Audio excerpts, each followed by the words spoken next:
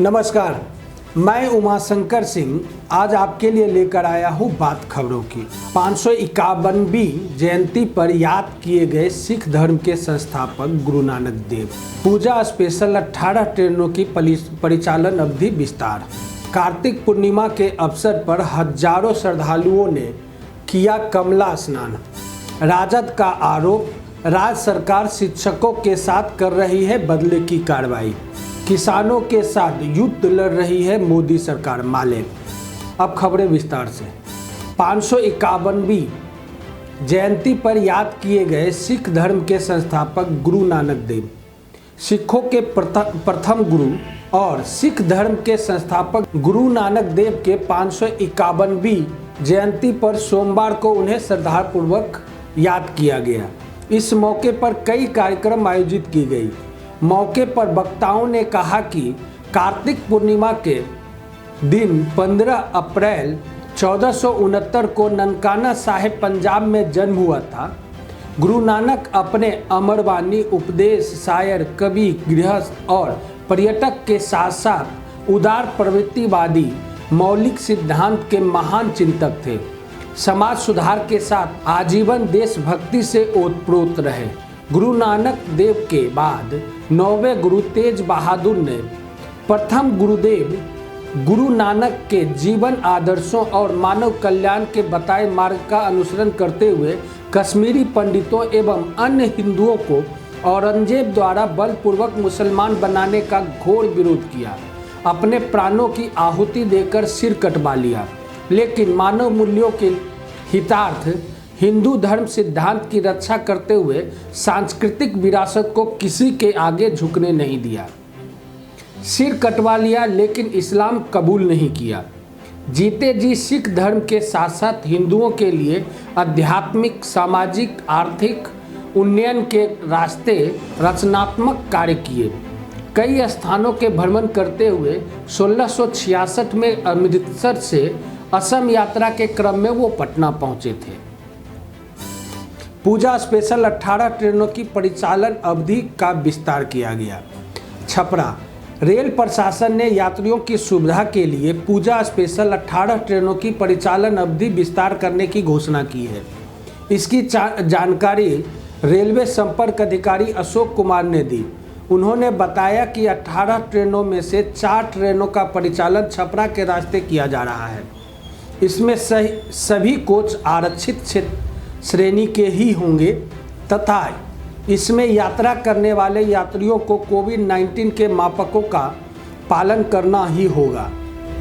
02143 पुणे बरौनी द्विसाप्ताहिक 27 दिसंबर तक चलेगी, जबकि 01144 बरौनी पुणे द्विसाप्ताहिक 29 दिसंबर तक चलाई जाएगी। 01033 पुणे दरभंगा साप्ताहिक 30 दिसंबर तक चलाई जाएगी। 01034 दरभंगा पुणे साप्ताहिक 1 जनवरी तक चलाई जाएगी। कार्तिक पूर्णिमा के अवसर पर हजारों श्रद्धालुओं ने किया कमला स्नान। दरभंगा कार्तिक पूर्णिमा के अवसर पर सोमवार को गौसा घाट और जीवछ घाट के कमला नदी पर हजारों श्रद्धालुओं ने डुबकी लगाई। हालांकि इस वर्ष पूर्णिमा की तिथि में हेरफेर होने की वजह से दो दिन रविवार और सोमवार को पूर्णिमा पड़ा है, लिहाजा दोनों ही दिन श्रद्धालु कमला स्नान करते रहे हैं। इस बार कार्तिक पूर्णिमा के स्नान के मेले में कोविड-19 संक्रमण का असर साफ दिख रहा है, जिसकी वजह से अन्य वर्ष की तुलना में इस वर्ष श्रद्धालुओं की संख्या काफ़ी कम नजर आ रही है। राजद का आरोप, राज्य सरकार शिक्षकों के साथ कर रही है बदले की कार्रवाई। राष्ट्रीय जनता दल यानी राजद ने राज्य सरकार पर शिक्षकों के साथ बदले कार्रवाई करने का आरोप लगाया है। सोमवार को पार्टी के प्रदेश प्रवक्ता चित्तरंजन गगन ने कहा कि राज्य में नीतीश सरकार के गठन के साथ ही शिक्षकों के खिलाफ बदले की कार्रवाई की जा रही है।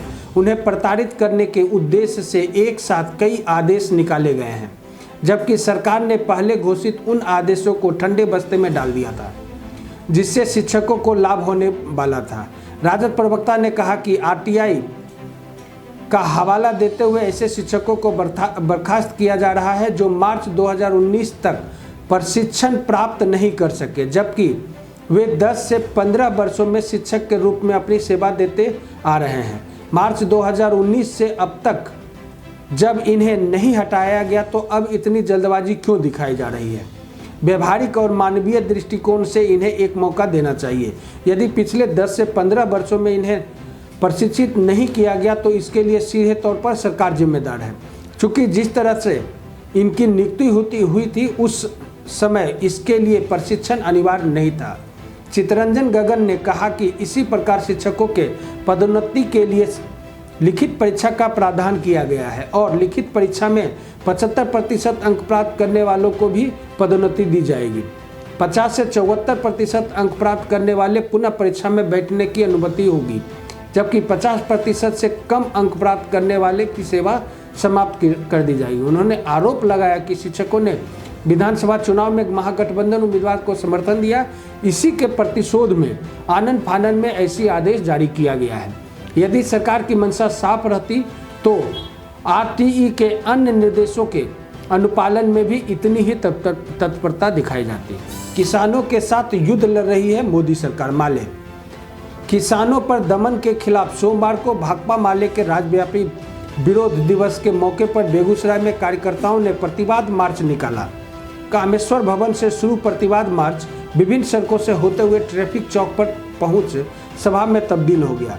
सभा को संबोधित करते हुए माले के जिला सचिव दिवाकर कुमार ने कहा कि मोदी सरकार ने देश के किसान मजदूरों के ऊपर अघोषित आपातकाल लाद दिया है। दिल्ली पहुंच रहे आंदोलनकारी किसानों के ऊपर बर्बर तरीके से किया गया पुलिसिया दमन मोदी सरकार के तानाशाही और शर्मनाक चेहरा को उजागर करता है। उन्होंने कहा कि 3 कृषि एक्ट 2020 की वापसी की लड़ाई के लिए किसान आर पार की लड़ाई के मूड में है। एक और किसानों का दुश्मन मोदी सरकार को कॉरपोरेट घराने का समर्थन मिल रहा है तो दूसरी ओर किसानों के समर्थन में देश की जनता है।